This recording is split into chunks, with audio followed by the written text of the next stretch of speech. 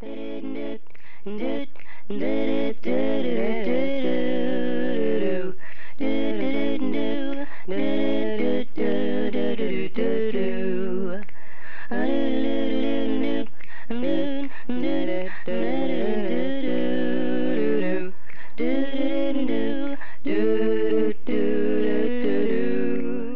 is this? What is this? Hello, my friends, Lame Shmalium. Coming to you from FEMA region number 3. Kind of chilly out. I love it though, you know. I like the winter. I like the fall and the winter. You know, I've asked this question before, you know, about, you know, what it's going to be like in the kingdom for those of us that like it cold and dark. Because it seems like all the time in the scriptures everything's bright and warm. But I'm sure, since Yeshua went to prepare a place for us, he's going to prepare a place for us nocturnal people that like it brisk and chilly. So, with that said, gonna get on with it. I did a video a little bit ago about the sun. I was watching the Suspicious Observer channel, and there was a report, of course, about the sun, as Ben is wont to do, and I saw something. Well, I'm going to show you, and then I'm going to, you know, explain a little bit about what I was thinking, and then we're going to get on with it with the next, you know, what was going on in my mind after I zippity boot boot did it and get butter. Fritzy tongues, I don't know. All right, let's get on with it. I want to show you this little part of a video I did a little while ago about the sun. All right, now what I had found so interesting about the sun, why I made that video, was that obvious pyramid in the sun. Look at it right there, with an all-seeing eye right smack dab in the middle. And I thought to myself, my goodness gracious. And then I put a little pyramid over top to highlight. Then I was looking at a certain part there of the sun there, and it reminded me of a part of the world. Now, what could it remind you? You know, what am I? There, look. The Western Hemisphere. My goodness gracious. And so I was wondering where the pyramid was pointing, so I put a little arrow, and it was smack dab right around Ecuador and Peru. And so I thought, Elohim is giving us a sign in the sun, perhaps. Maybe there'd be, like, you know, volcanoes around there. There's a lot of them in that area. Or maybe a quake or something. Lo and behold, there was a 6.0 in Ecuador, 4.6 quake aftershock on this, you know, right in the same exact spot. And then I get information that there was a hole swallowing a city in Peru. And not just any kind of city, it's apparently some kind of toxic city. So what's going on here, I'm thinking? Oh, Elohim, what are you trying to say? Well, there you go. Just a day or so after I see this all-seeing eye pyramid in the sun, of all places. And it was just like on the back of the dollar, you know, the pyramid with the all-seeing eye. And, well, there was a quake, nothing shabby, a 6.0 in Ecuador, and I find out about this hole eating a city in Peru, and I'm thinking, Elohim, you know, you gave us something here, something. But, you know, I don't think that was it. I was searching around, you know, doing my research, and I came across something that I think was really what Elohim was trying to tell me. I mean, the quake and the hole, hey, you know, that's something that got you going. I really think that Elohim wanted me to see something different. I didn't know what it was, you know, right away. But as I was searching around, I think I figured it out. Now, what I really think that Elohim wanted me to focus on was not particularly what I seen with that quake, or the sinkhole, or whatever that is. That was just, you know, to get me started and searching. So I'm looking around on the web, the World Wide Web, smack web, and I see something that has to do with Peru.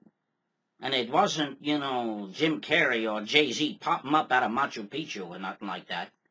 It was this. The United Nations climate change conference in where? In Lima, Peru. It's going on as we speak, my friends. It's going on as we speak. As a matter of fact, look at this. Here's the schedule. Which today? Here it is. Thursday, as I tape this, it's Thursday, the 11th of December.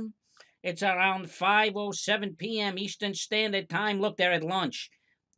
3-hour lunch break. They almost be union. Yeah, look at that. Look at some of this crazy stuff. 20th session, 10th session, 41st session, 45th, second session of the ad hoc. I'd like to add some hoc. I give old. Don't get me started. Then I found, look, Ban Ki-moon, Ban Ki-moon. I found this here website, the United Nations Framework Convention on Climate Change. I searched that a little bit, and as I can't show you everything because there wasn't really much on this site here, but that led me to this. Now here's where the rubber starts meeting the road, my friends. Look at what that's called. Post2015.org. What comes after the MDGs? Oh my goodness. A hub for ideas, debate, and resources on what comes after what? The Millennium Development Goals.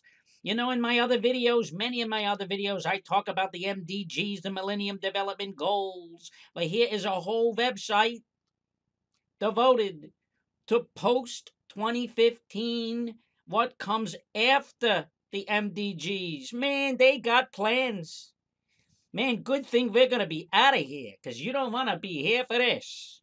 All right, now here's a little recap of what the 8 goals for 2015 are. The Millennium Development Goals. Number 1, eradicate extreme poverty and hunger. Yeah, right. Achieve universal primary education. That's the one they really want. Promote gender equality and empower women. I know some pretty husky women, never mind. Reduce child mortality. Yeah, they're really worried about children dying. Yeah, they're not worried about the ones in the womb, are they? All right, improve maternal health. Yeah, sounds good, doesn't it? Combat HIV, AIDS, malaria, and other diseases. Ensure environmental sustainability. Oh, look out. Develop a global partnership for development. That means suck everybody in that you can. And there's their little slogan, the world we want. Not not this Lady Schmo. I don't want it. I don't know about you, but I don't want it. And it's ticking closer.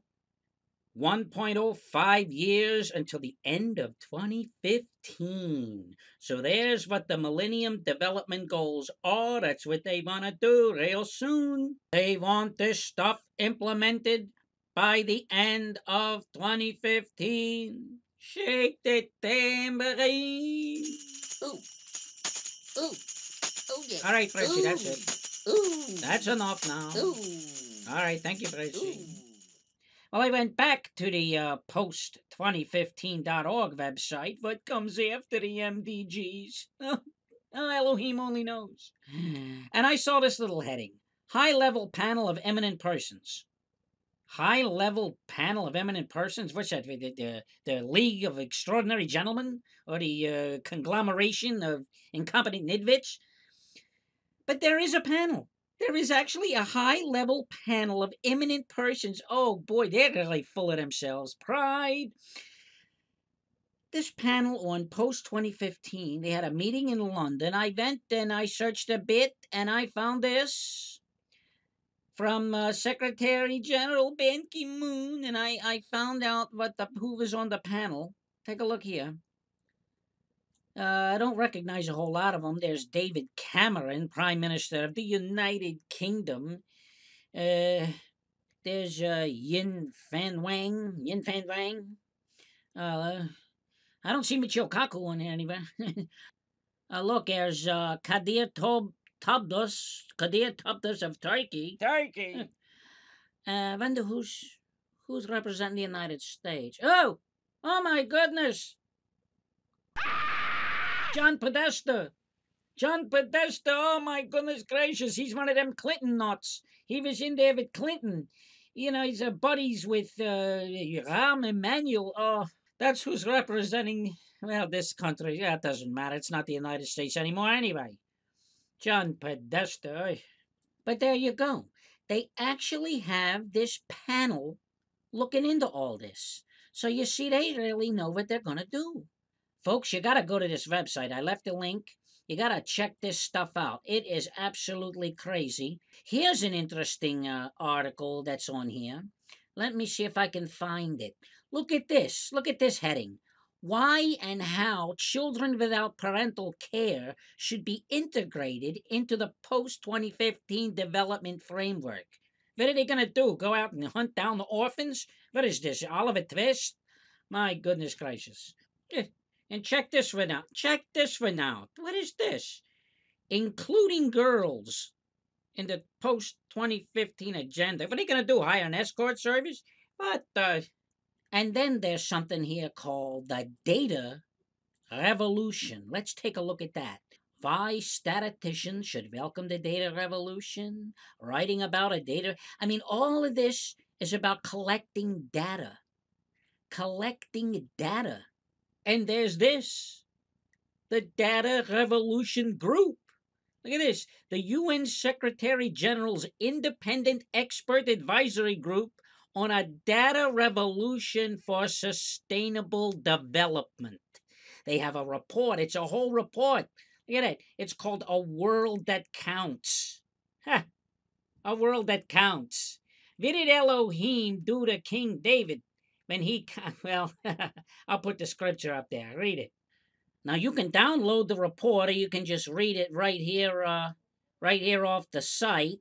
Look at it. It's got A World That Counts, mobilizing a data revolution for sustainable development.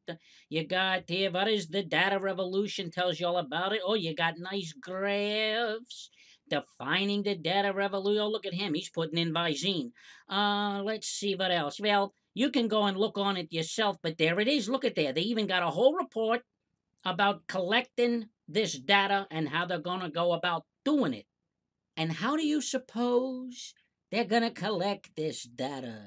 Well, perhaps we could answer that question by looking at a little paragraph in this article that's called Bringing the Data Revolution to Education and the Education to the Data Revolution. Let's find, there it is. Let's read it together. Then, the next question is how best to collect these data in a timely way, including the role and potential limitations of technology in doing so. This needs to learn from experience of what has already been achieved in the use of technology for data collection. And here's the kicker, including whether and how it can overcome potential biases in sampling of different population groups. Who would have a potential bias against data collection? You think maybe it would be believers in Elohim, lovers of Yeshua HaMashiach? Are we that different population group that they got to worry about? Overcoming potential biases in sampling of different population groups. Sounds like they'll be checking us out to me. And it seems to me, my friends, that the method that they would want to use to collect this data, like they say, in a timely manner, perhaps they would use a method like this. This is a developmental system made by MC10, and it has an antenna and some sensors embedded in it. And what we plan to do is work with them to advance a tattoo that could be used for authentication.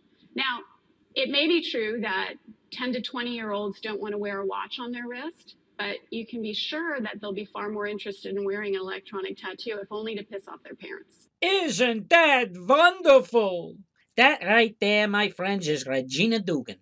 She used to work for DARPA, developing all this wacky stuff for the Defense Department. Now she works, I believe, for Motorola or Google or something like that. And there you go. They gotta find a way that's fast, smack that, put a tattoo right on it. Who do you think might be those biased against such a thing? I think you know the answer to that, my friends. Friends, what is this really about? What is this all about, this post2015.org? I'll show you what it's all about. This little sentence right here. This little sentence. It is about working out new mechanisms of redistribution of wealth and power. There it is, folks. A redistribution of wealth and power. And, you know, the United Nothing wants nothing more than to redistribute the wealth and the power of this country, the United States of the Americas, which, of course, has been happening. Barack Hussein Obama has been doing that. He's been dismantling this country. His whole purpose is to redistribute the wealth and the power of this once great and Christian nation. Folks, these globalist nuts are working on this stuff 24/7. Look at that sentence that I highlighted right there. The debate on what should follow the Millennium Development Goals when they expire in 2015 is thoroughly underway. There is a new meeting, report, or conference on the subject somewhere in the world almost every day. Well, I decided to search around a few more minutes, and it led me back where I started, right here. The UN Climate Change Conference of 2014 in Lima, Peru. And I noticed, because I hadn't pulled this site up before, what it said here. And then I realized the whole purpose for Peru. Lima to lay foundation for what? The Paris 2015 Agreement. Man, oh man. Remember this? When the French Foreign Minister, Mr. Fabius, stood there right next to the old withered-up stump and talked about 500 days to climate chaos. And here's what the article had to say further. It is unclear what the foreign minister had in mind with the 500 days. However, France is scheduled to host the 21st Conference of the Parties on Climate Change in December 2015, about 565 days from now. It was 565 days or so to the end of 2015 from when this article was written. When was this article written? Take a look at the bottom left-hand corner. 7:29 a.m., May 14th. Oh my goodness, May 14th of 2014. What's May 14th, my friends? That's the anniversary of the rebirth of the nation of Israel, modern Israel, born on May 14th, 1948. Oh, Elohim, you are something else. And so, my friends, I strongly believe that we were given by Elohim this sign in the sun, which is now being credited as the number one cause for the climate change on this planet Earth and on every other planet in this solar system. Just watch the video by Mr. Ben of the Suspicious Observers channel. I left the link, and you'll see it's true. I believe we were given this sign in the sun, pointing to the area of Peru, in order to discover that the 2014 UN Climate Change Conference in Lima, that ends on December 12th, which also happens to be the opening night of a big blockbuster Hollywood film depicting great environmental cataclysms, was convened to draw up the agreements for the UN Paris Conference on Climate Change in December of 2015, the time that the French minister said would bring climate chaos. And don't forget that this also coincides with the expiration of the UN Millennium Development Goals and the beginning of their post-2015 agenda. Ah, my friends, my dear friends, my brothers and sisters in Yeshua HaMashiach, all the watchmen, the watch ladies, watch children with their watch dogs. Search it out. Read all the information you can. See what this agenda is going to bring to the lost of this world, because we're going to be out of here. This information is just to show us that the signs are there, that we're about to be smack back taken out of here to the marriage supper of the Lamb and the best cup of coffee that you ever had. Oh my goodness. Gotta have that coffee, that wonderful coffee, the best cup of coffee that you ever had. Eat it with a bagel, eat it with your bone. We know the marriage supper's gonna be a lot of fun, oh yeah. Oh, it's snowing. It's snowing in FEMA region number 3. Look at there. Boy, oh boy. I wonder if it's gonna lay. But seriously now, I put the links. I want you to, isn't that nice? Look at that.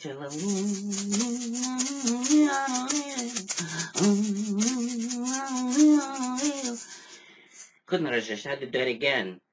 We know, those of us who are gonna go, that these are only the birth pangs. There's nothing to fear from any of this. It's just the signs that Elohim is giving us, letting us know that his Bane, his son Yeshua, is about to meet us in the clouds. It's close, my friends. Hold on. Hold on. It's not long. I know the waiting is hard, but we're gonna make it. We're gonna make it. That's right. Oh, Elohim and the Shamayim, as the beautiful snowflakes fall, the snowflakes that you created, not one like another, as it falls slowly to the ground, give us strength to obey and to endure to the end. We know that what's coming upon this world is not for us. You did not intend us for wrath, not your bride. We will be with you soon. So in Yeshua's Kodesh name, we ask all of this. And Maranatha, Maranatha, and Amen. And zip, zip, zip. Soon and very soon, we are gonna see it again. Soon and very soon, we are gonna see it again. Soon and very soon, we are going to see it again. Hallelujah, hallelujah, we are going